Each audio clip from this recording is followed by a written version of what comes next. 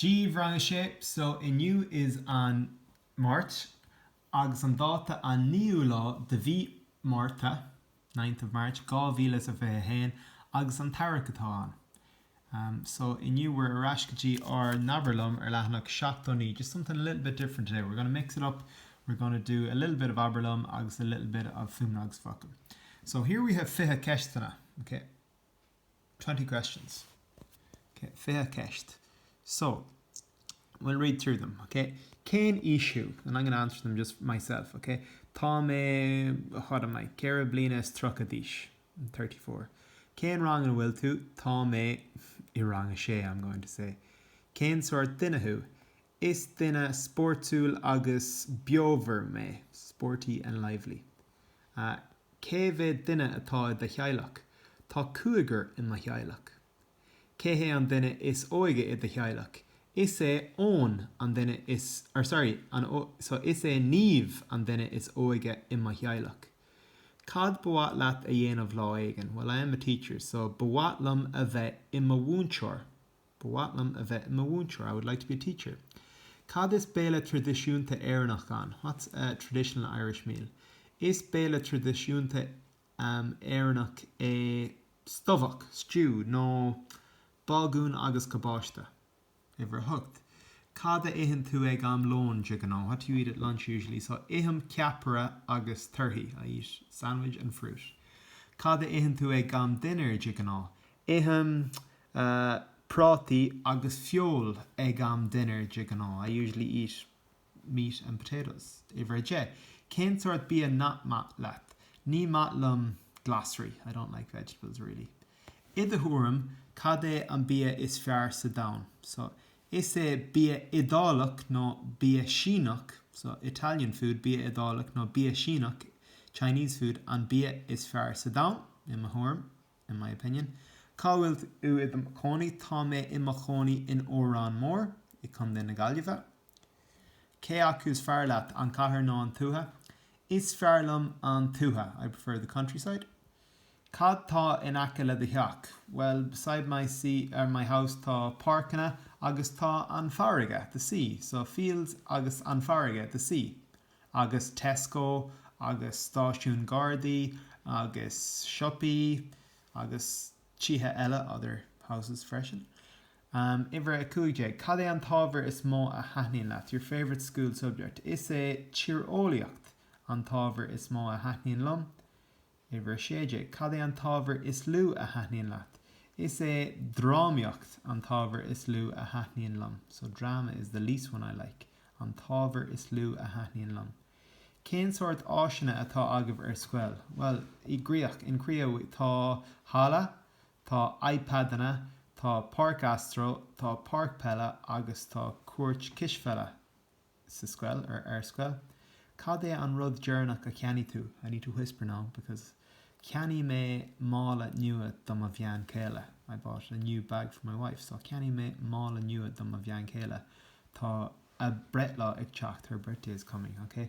Cad a cusan an rud journach a ceanni tú? Well, I'm not going to tell you that, so I'm just going to say cusan sé €50. It cost €20, I'm going to say, because I can't be giving that information, divulging that information.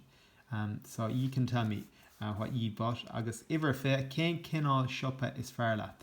Is fearlum, what type of shop do you prefer or is your favourite? Is fearlum shoppa sport?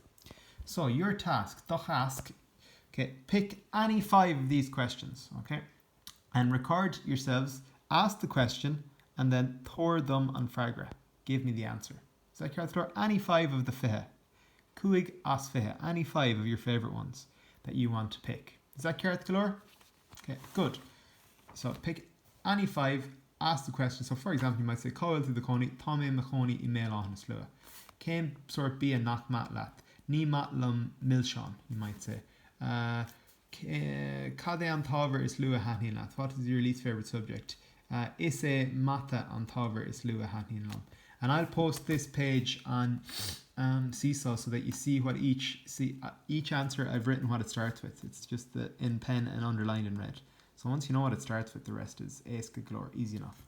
Then in Fumnags Focal, you're obviously doing C and D today. Fill those in, they're really easy, you'll fly through them. Now, I also want you to go through this. I want you to read out these 16 words for me. So you have fair, feach, ag fechint, deach, frug, fan, ag fannacht, dan, festa, fog, ag fogáil, dog, fuinneog, an inneog, floch, anlach.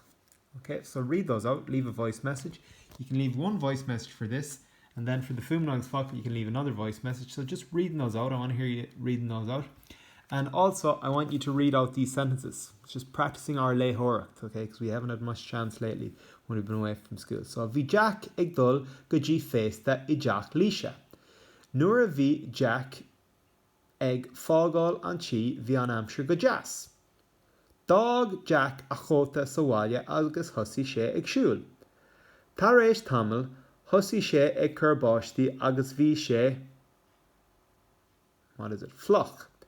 Hui Jack is jas sa siopa, fan sa siopa sa líse an bhón. Nuair a bhí Jack ag fannacht sa siopa, thosaigh sé ag stáilú báistí.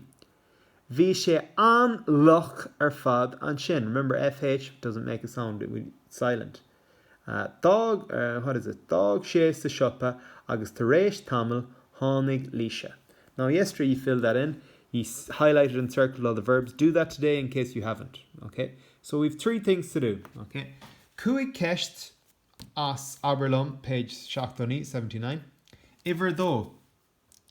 Leamach na focail shop. Read out these words, your spellings. I want to hear you say them. So fair, feach, ag fechint, deach, frog, fan, ag fannacht, dan, festa, fog, ag fogáil, dog, fuinneog, an inneog, floch, agus an loch.